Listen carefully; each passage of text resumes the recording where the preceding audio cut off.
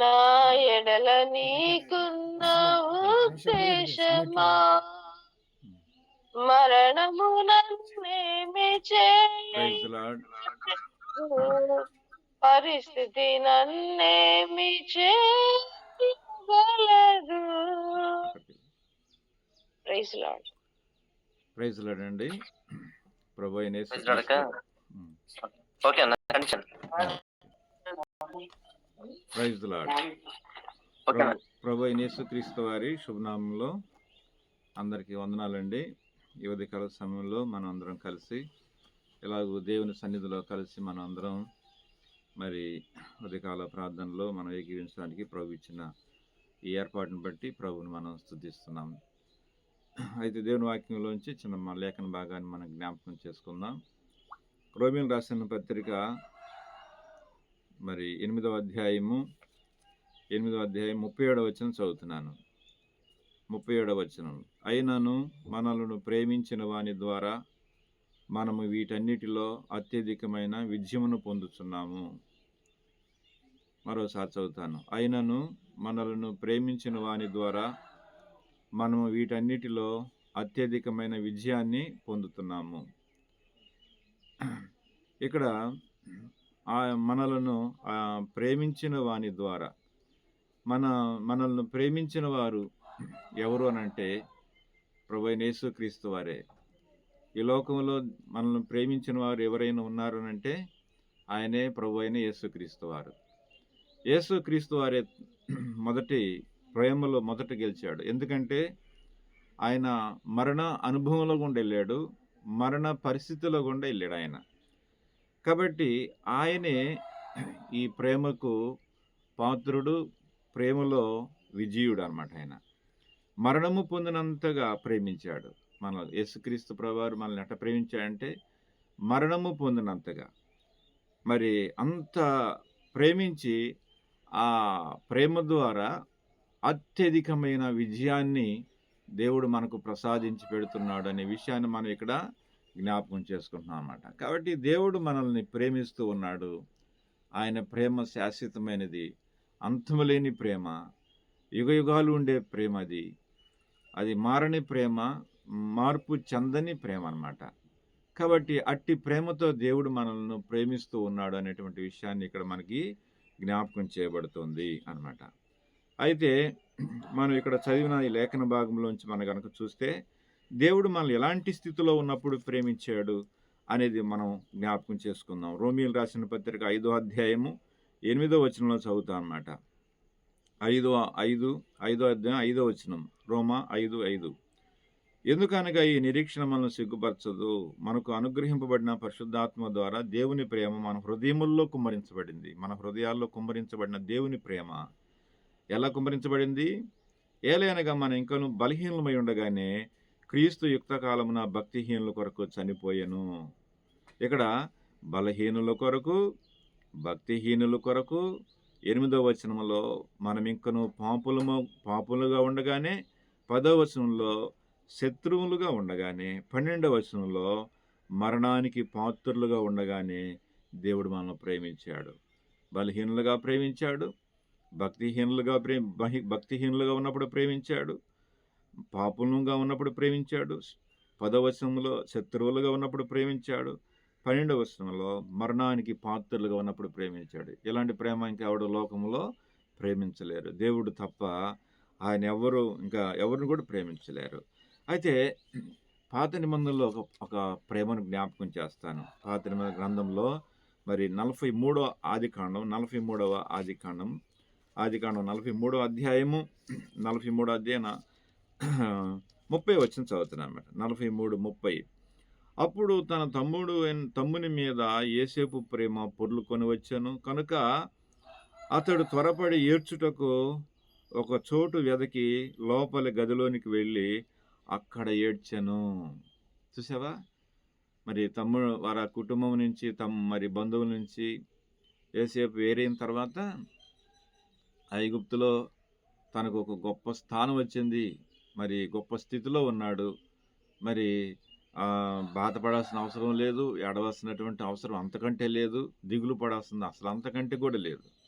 అలాంటి పరిస్థితుల్లో ఉన్నప్పటికీ కూడా తన తమ్ముడిని అనగా తన తమ్ముడిని చూసేపాటికి తను తట్టుకోలేకపోయినాడు. త్వరపడి ఒక గదిలోకి వెళ్ళి పరిగెత్తుకుంటూ వెళ్ళి తన తమ్ముని మీద ఉన్న ప్రేమను బట్టి ఏడ్చాడనమాట. ఏడుస్తూ వచ్చాడనమాట.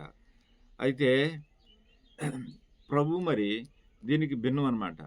ఆయన మనల్ని ప్రేమించి మన ప్రాణం, ఆయన రక్తం కార్చి ప్రాణం పెట్టాడు. చూసావా? యేసేపు అయితే ఏడవగలుగుతూ వచ్చాడు కానీ ప్రభు అయితే అలా కాదు.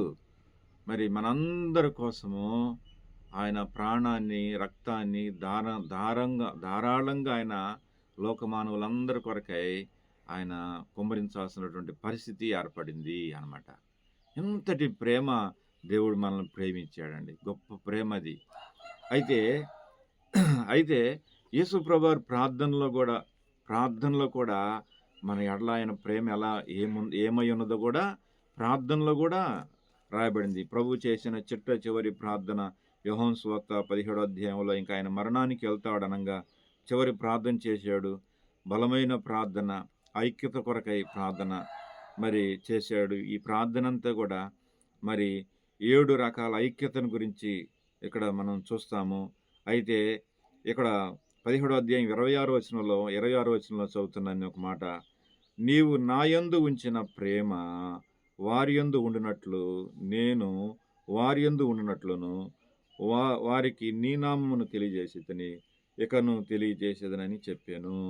అంటే అది చూడు, ఇంక అంతం లేనిదిగా ఉంది ఆ ప్రేమకు. ఇప్పుడు మనం తెలుసుకున్నాం, రాబోయే తరం వారికి కూడా దేవుడు ఆ విధానాలను, దేవుడు మనల్ని ఎలాగ ప్రేమిస్తున్నాడనే విధానాలు చెప్పబోతూ ఉన్నాడు.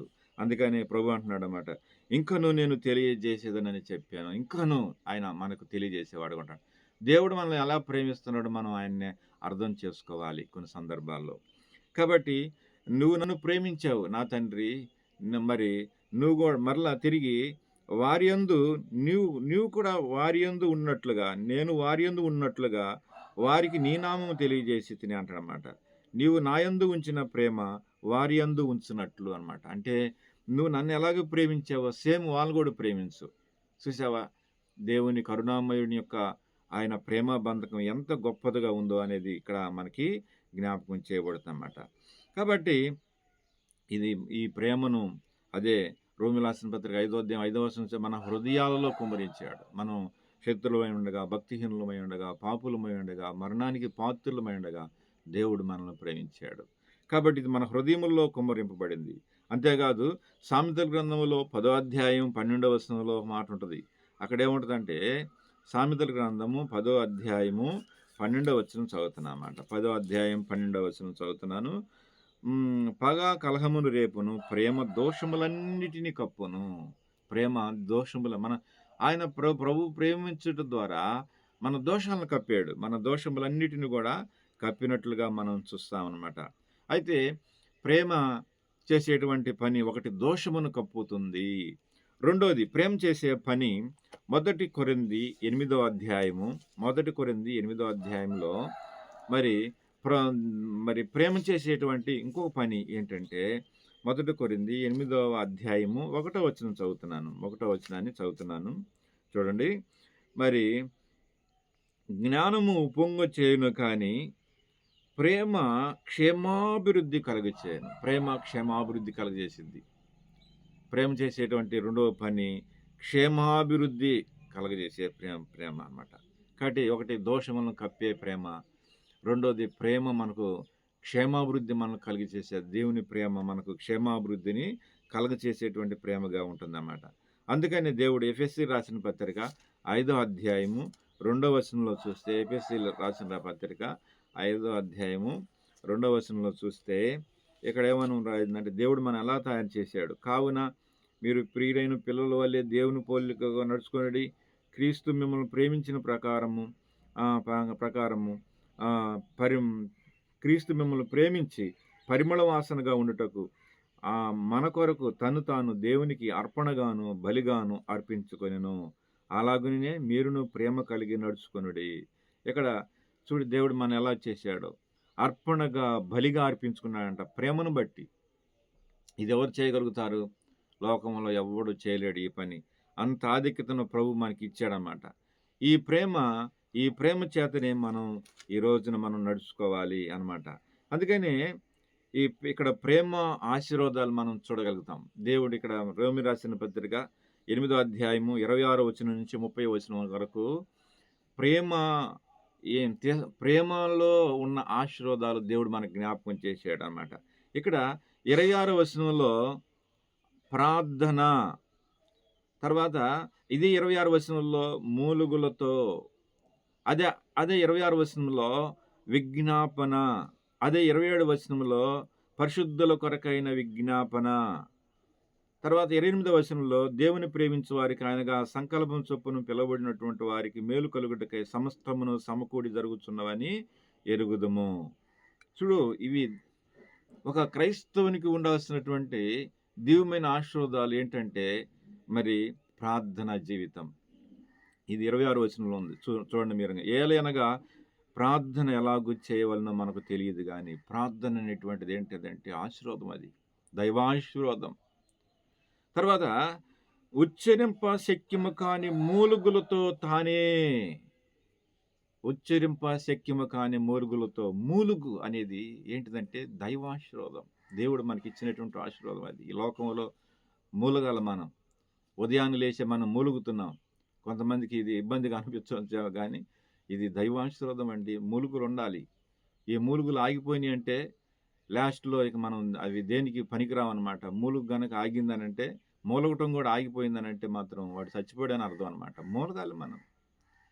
కనీసం మూలుగుతున్నాడంటే బతుకున్నాడని అర్థం. అదే మూలుగు కూడా ఆగిపోయిందనంటే వాడు పోయాడని అర్థం అనమాట. కాబట్టి మూలగాలి, మూలుగుట.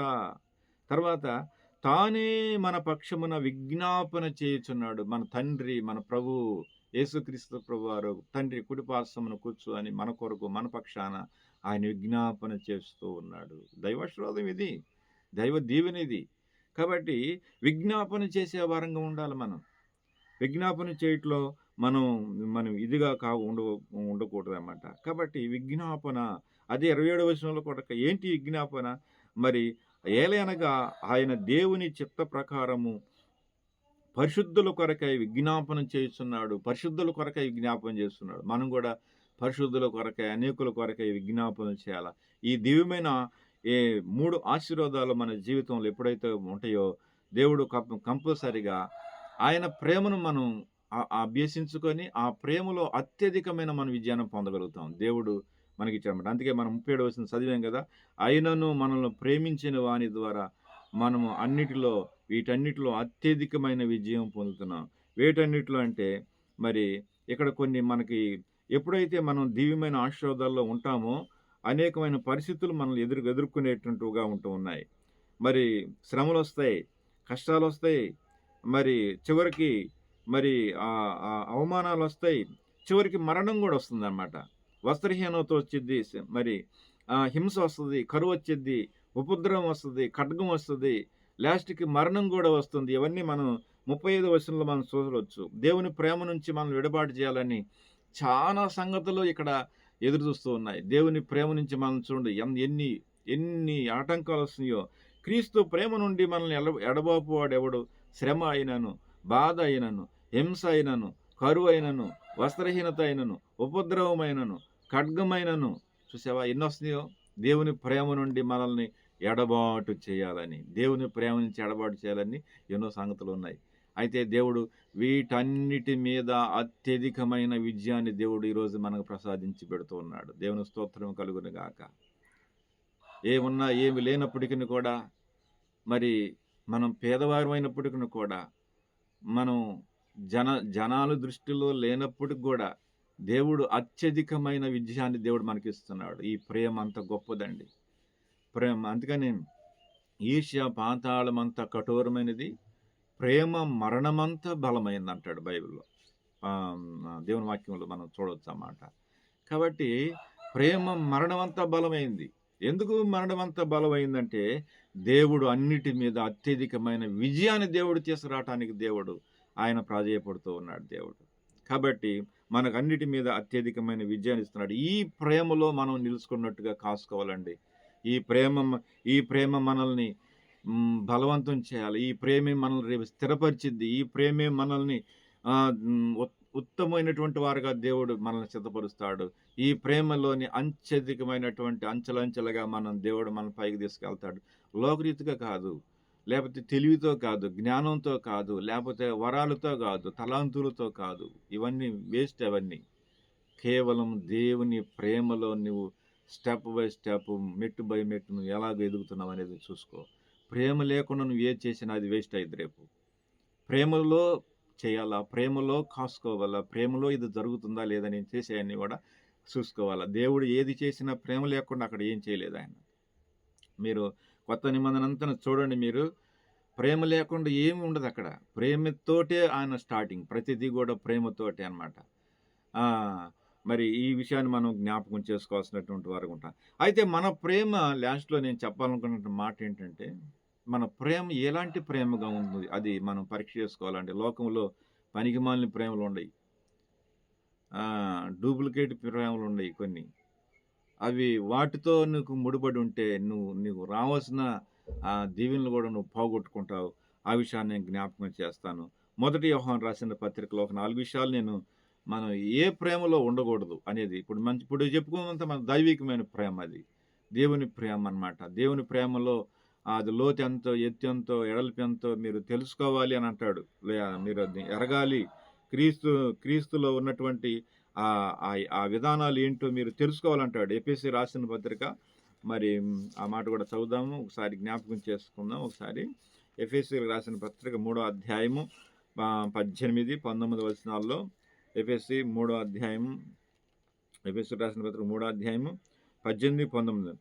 జ్ఞానమునకు మించిన క్రీస్తు ప్రేమను తెలుసుకొనుటకును తగిన శక్తి గలవారు కావాలని ప్రార్థించుచున్నాను. మనలో కార్యసాధకమైన తన శక్తి చొప్పున మనము అడుగువాటి కంటేను, ఊహించు వాటన్నిటికంటేను అత్యధికంగా చేయ శక్తి గల దేవునికిని యేసుక్రీస్తు మూలముగా సంఘములో తరతరములకును సదాకాలం మహిమ కలుగునుగాక. దేన్ని బట్టి అంటే దేవుని ప్రేమ, క్రీస్తు ప్రేమను తెలుసుకున్నట్టుకు తగిన శక్తి కలవారని కావాలని ప్రార్థన చేయమంటున్నాడు ఇక్కడ. కాబట్టి దేవుని ప్రేమను అర్థం చేసుకోవాలండి. అదే మన ప్రార్థన. చాలామంది దేవుని ప్రేమను అర్థం చేసుకోవట్లేదు. దేవుని ప్రేమ యొక్క విలువేంది ఎరగట్లేం లేదు. దేవుని ప్రేమ ఏంటో వారు అర్థం చేసుకోకుండా వ్యర్థమైపోతున్నారు చాలామంది. వారు ఆయనమాట ఆయన ప్రేమను ఎవరైతే ఆయన ప్రేమించలేరు వాళ్ళు మరణానికి పాత్రలుగా ఉంటున్నారు. చూడండి, ఒక మాట, ప్రభువును ప్రేమించకపోతే ఎంత డేంజర్ అంటే, ఎంత అపాయకరమైన పరిస్థితి అంటే, అది 1 కొరింథీ చివరి అధ్యాయంలో చూడండి.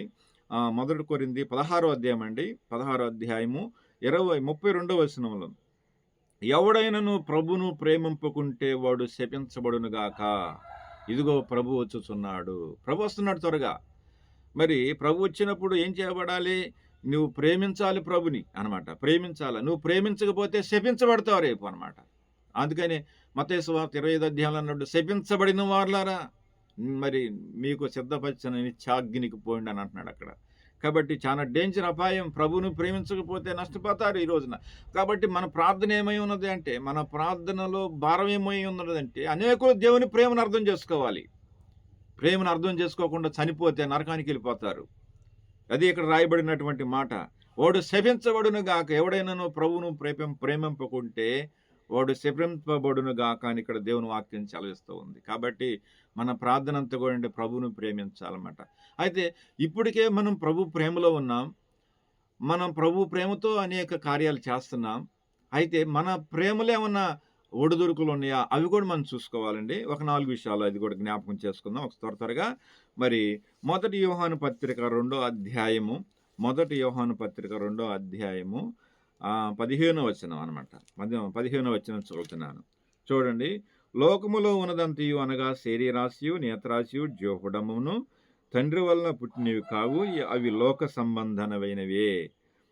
లోకమును దాని ఆశలు గతించిపోవచ్చున్నాయి కానీ దేవుని చిత్తమును జరిగించువాడు నిరంతరమును జీవించును. అంటే లోకమును ప్రేమించుట అనమాట. లోకమును ప్రేమించే విధానం అనమాట. ఇక్కడ లోకమును ప్రేమించటం అనమాట. లోక ప్రేమ మనలో ఉండకూడదు. ఇక క్రీస్తులో దేవుని ప్రేమను రుచించిన తర్వాత దేవుని ప్రేమలో ఉన్న గొప్పతనం నువ్వేదో అర్థం చేసుకున్న తర్వాత మళ్ళా లోక ప్రేమ అనేటువంటిది అది నీకు పనికి రాకూడదు. ఉండకూడదు మనకి. లోక సంబంధంగా మనం ఎవరు ఎరగం. లోక సంబంధంగా మనం ఎవరిని ప్రేమించాల్సిన అవసరం లేదు. లోక సంబంధంగా మనం వాళ్ళెవరో మనకు తెలీదు. అదనమాట. ఇది ఏంటంటే ఆత్మ సంబంధంగా దేవుని ప్రేమను మనం కలిగి ఉంటున్నాము. ఇది మొట్టమొదటనమాట. లోక ప్రేమ గురించి కూడా మరి తిమోతి రాసినటువంటి 2వ పత్రికలో నుంచి 4వ అధ్యాయం 10వ వచనం చదువుతున్నాను. చూడండి 4వ అధ్యాయం 10వ వచనం చదువుతున్నాను. దేమ ఈ లోకమును స్నేహించి నన్ను విడిచి తెస్సలోనికి వెళ్ళెను. క్రేస్కే గలతీకు తీతు దల్మతికి వెళ్ళిరి. ఇక్కడ దేమాన్ని వాడు ఏం చేశాడంటే పౌలుతో ఉన్నట్టు ఉన్నాడు, పరిచర్యలో ఉన్నట్టే ఉన్నాడు. మరి పౌలుని మెప్పించాడు, పౌలుని అయితే ఊరించాడు. చాలా నాకు దొరికిన బలమైంది అనుకున్నాడు పౌలు. కానీ లాస్ట్కి వాడేవాడంటే లోకం చూసి లోక ప్రేమలో వెళ్ళిపోయాడు. లోక పద్ధతుల్లో ప్రేమలో పడి లోకమును స్నేహించినటువంటి వాడుగా లోకంతో పొత్తు పెట్టుకున్నాడు ప్రేమ అనేది.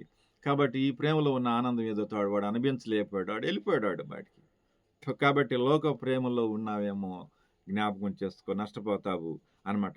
ఇక రెండవదిగా ఏంటంటే తిమోతి రాసినటువంటి పత్రికలో కూడా అనమాట. తిమోతి రాసిన పత్రికలో ఇక్కడ ఒక మాట ఉంది అనమాట. అది ఏంటంటే స్వార్థపూరితమైన ప్రేమ అనమాట. తిమోతి పత్రికలో నుంచి మనం చూస్తే స్వార్థపూరితమైన ప్రేమ ఒకటి ఉంది అక్కడ. ఇది కూడా చాలా డేంజర్ అనమాట. స్వార్థపూరితమైనటువంటి ప్రేమ అంటే 3వ అధ్యాయములో నుంచి 1వ వచనం. అంత్యదినముల్లో అపాయకరమైన కాలంలో వచ్చినాయని తెలుసుకొనుము. ఏలయనగా మనుషులు స్వార్థ ప్రియులు. చూసావా, స్వార్థంగా ఉండి ఏం చేస్తారు? డబ్బు మీద మరి బింకములాడటం, అహంకారంగా ఉండటము, మరి పెద్దల్ని గౌరవించకపోవటము, అనురాగరహితులుగా ఉండటం, అతిద్వేషులుగా ఉండటము, ద్రోహులుగా ఉండటం, మూర్ఖులుగా, గర్వంధులుగా, మరి దేవుని కంటే సుఖానుభవం ఎక్కువగా ప్రేమించేవారు. దేవుని కంటే సుఖానుభవం ఎక్కువ ప్రేమిస్తారు. ఇది స్వార్థ ప్రియులు, స్వార్థ ప్రేమ. ఇదంతా కూడా ఒక మాటతో చెప్పాలని అంటే స్వార్థపు ప్రేమ. అంటే వాళ్ళది ముందు చూసుకున్న తర్వాత నువ్వు తర్వాత అంటారు యేసుప్రభు వారిని. అసమంటోడు దేవుడికి ఎందుకు? అసమంటోడు దేవుడికి దేనికి అంట? కాబట్టి నాది నేను చూసుకుంటాను, తర్వాత నేను చూస్తాను అనేది ఇది ఆయనకు అంత అవసరమా? నష్టపోతారు ఇలాంటి వాళ్ళు. కాబట్టి స్వార్థపు ప్రేమలో యేసుప్రభు ఉండడు అక్కడ అన్నమాట. స్వార్థ ప్రియుల్ని దేవుడు వదిలేసేటువంటి వాడుగా ఉంటున్నాడు అనే విషయాన్ని ఇక్కడ మనం జ్ఞాపకం చేసుకోవాలి. ఇది రెండోది అనమాట. ఒకటి లోకపు సంబంధమైన ప్రేమ, రెండోది స్వార్థపూరితమైన ప్రేమ. మూడవదిగా చూడండి, యోహాను సువార్త లేకపోతే లూకా సువార్త 11వ అధ్యాయము 42వ వచనం చదువుదాం. లూకా సువార్త 11వ అధ్యాయం 42వ వచనం. 11:42లో ఇక్కడ ప్రభు ఇక్కడ అంటున్నాడు. ఓ మాట చదువుదాం. లూకా 11:42లో, అయ్యో పరిసయ్యులారా, మీరు పుదీనా, సదాప మొదలైన ప్రతి కూరలోనూ 10వ వంతు చెల్లించున్నారే గాని న్యాయమును, దేవుని ప్రేమను విడిచిపెట్టుతున్నారు. వాటిని మానక వీటిని చేయవలసి ఉన్నది అనమాట. ఇక్కడ పరిసయ్యుల గురించి అనమాట. పరిసయ్యుల్లో యేసుప్రభువు వారు ఏం చూశాడు అనమాట? వాళ్ళు చేసే పరిచర్య సత్యమైందే, కానీ మనుషుల మెప్పు, దేవుని మెప్పు కంటే కూడా మనుషుల మెప్పు అనమాట. అందుకని వాళ్ళు వాళ్ళ ప్రేమంతా ఎట్లా ఉందంటాడంటే ఇది మనుషుల మెప్పుతో కూడినటువంటి ప్రేమ పరిచర్య చేశారు వాళ్ళు. అది నచ్చల యేసయ్యకి. మనుషులు మెప్పించడానికి నువ్వేం చేస్తావు చెప్పండి? ఈ రోజున మనుషుల మెప్పు కొరకు చేసే ఏదైనా సరే అది మనుషుల దగ్గర మెప్పు పొందాలి, పేరు పొందాలా అని అనుకునే పేరు ఇవన్నీ కూడా వేస్ట్ అయిపోతాయి అవన్నీ. ఎందుకని శాస్త్రులు, పరిసయ్యులు వీళ్ళు సిలువేశారు యేసుప్రభు వారు. లాస్ట్ చేసా మనుషుల మెప్పు కోరి అక్కడ వాళ్ళు పిలాతు దగ్గర వారు కేకలేశారు, మాకు బరబ్బాని విడిచిపెట్టేసేసి యేసుప్రభు వారిని సిలువేయండి అని చెప్పారు. వాళ్ళు అడిగారు. అంటే అప్పుడు పిలాతు కూడా ఏం చేశాడు? మనుషులు మెప్పు కోరాడు. న్యాయం తీర్చడానికి ఆయన చేతిలో ఉంది. మరి న్యాయాధిపతి, తీర్పరి ఆయన ఏది చెబితే అది క్షమాభిక్ష పెట్టడానికి కూడా అవకాశాలు ఉన్నాయి ఆయనకి. మరి ఏం చేయలేదు. మరి మనుషులు కేకలు గెలిచినాయి గానీ, న్యాయం అక్కడ ఓడిపోయింది కదా మరి. కాబట్టి ఇక్కడ మనం చూస్తున్నాం మనుషులు మెప్పు ఏం చేసిందంటే యేసుప్రభు వారినే సిలువేసింది. సిలువకెక్కించింది పైకి. కాబట్టి ఇది ఇలాంటి మనుషులు మెప్పు కొరకు మనం ఏది చేసినా గానీ దాంట్లో యేసుప్రభు వారు ఉండడక్కడ. కాబట్టి అలాంటి ప్రేమ మనకు అవసరం లేదు అసల. అలాంటి ప్రేమలు మనకు అవసరం లేదు. మూడవదేంటంటే యోహాను సువార్త 3వ అధ్యాయము 19వ వచనం చదువుతా. యోహాను సువార్త 3వ అధ్యాయం 19వ వచనం చదువుతున్నాను చూడండి. ఆ తీర్పు ఇదే, వెలుగు లోకంలోనికి వచ్చిన గాని తమ క్రియలు చెడ్డవైనందున మనుషులు వెలుగును ప్రేమింపక చీకటినే ప్రేమించిరి.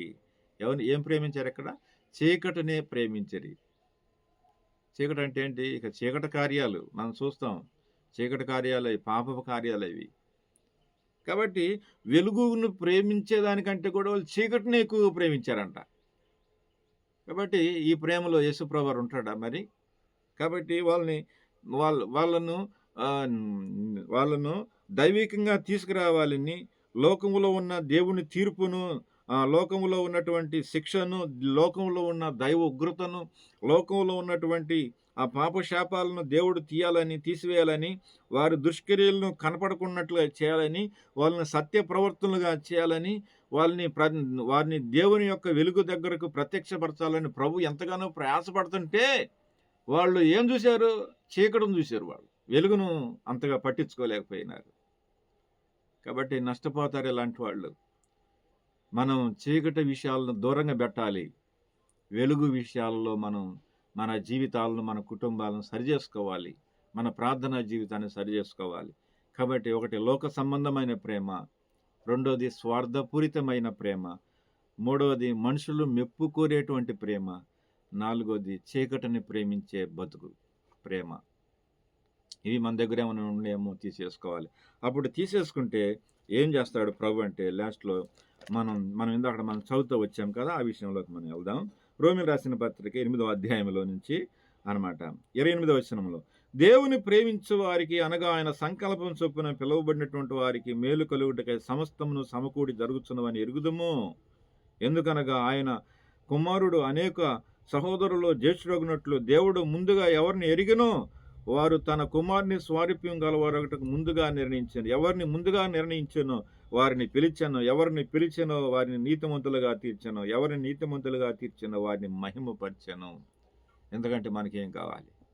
లోకంలో దేవుని ప్రేమ మనల్ని ఉన్నతమైన ఎవడు చిక్కించుకోనంత స్థితిలోకి దేవుడు మనల్ని తీసుకెళ్ళిపోయాడండి. ఈరోజు నన్ను చూసే వాళ్ళు ఎవరైనా సరే మన గురించి అంత తక్కువగా అర్థం చేసుకున్న ఒక రోజు వెలుగులో మనం ఎలా కనబడపోతున్నామంటే ఆయన మహిమలో ఎలా కనబడపోతున్నామంటే చెప్పలేమన్నమాట. ధనవంతుడు లాజరు నిన్న మన యుగంధర బ్రదర్ కూడా చక్కని వర్తమానం తీశారు. మంచి హైలైట్ అయిన వర్తమానం అది అనమాట. నిజంగా మరి చివరి వర్తమానం అది అంత బలమైనటువంటి వర్తమానంగా అక్కడ ఏంటంటే అక్కడ సబ్జెక్ట్ ఏంటంటే అక్కడ ఏంటంటే ధనవంతుడు లాజరు వాళ్ళ విధానాల్లో ఎక్కడ ఉంటాడు? ధనవంతుడు ఇద్దరు జీవించారు, లాజరు వాళ్ళిద్దరు మరణించారు. తర్వాత వాళ్ళు పునరుద్ధానం లేపబడి ఒకడేమో అగ్నిలో, ఒకడేమో అబ్రహాం రొమ్మున అనుకుని ఉన్నారు. వాళ్ళిద్దరు చూడు ఒకరినొకరు చూసుకుంటున్నారు. లాజర్కి ధనవంతుడు కనపడుతున్నాడు, ధనవంతుడికి లాజరు కనపడుతున్నారు. వాళ్ళు ఏ స్థితిలో ఉన్నాడు? ఒకడేమో కాలుతా ఉన్నాడు, ఒకడేమో నెమ్మదిగా ఉన్నాడు, ప్రశాంతంగా ఉన్నాడు, నెమ్మదిగా ఉన్నాడు ఒకడు. మరి వాళ్ళిద్దరు విధానాలు చూడండి అలా ఉండి అనమాట. అయితే తర్వాత పాదాలలో పడి సుఖం కోరుకున్నాడు.